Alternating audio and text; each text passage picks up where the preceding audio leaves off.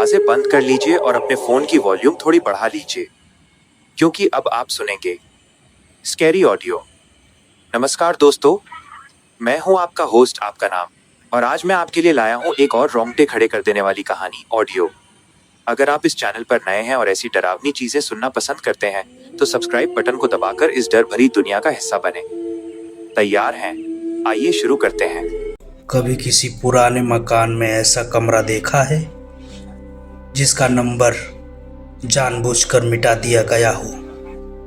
मैंने देखा है, और काश मैं उस रात वहां न गया होता।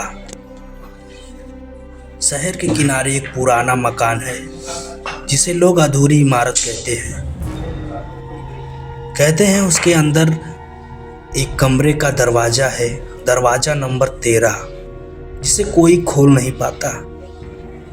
पर उस रात वो दरवाजा खुद खुल गया था। मैं मकान में शूट करने गया था। रात के 2 बज रहे थे। पूरा घर खाली था, पर अचानक पीछे से किसी ने 3 बार दरवाजे पर दस्तक दी, ठक ठक की। मैंने पलट कर देखा, वो पुराना जंग लगा हुआ दरवाजा जिस पर उखड़े हुए पेंट में 13 नंबर लिखा था। मैंने दरवाजे को हाथ भी नहीं लगाया और वो अपने आप खुल गया। अंदर अंधेरा था, लेकिन फर्श में एक पुरानी डायरी मिली। उसमें सिर्फ एक लाइन लिखी थी, जो अंदर जाएगा वो बाहर सिर्फ आवाज बनकर लौटेगा। मैंने फोन की फ्लैशलाइट ऑन की।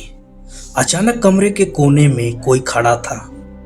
पहले लगा दीवार पर छाया है, पर छाया हिल रही थी, धीरे धीरे मेरी ओर बढ़ रही थी।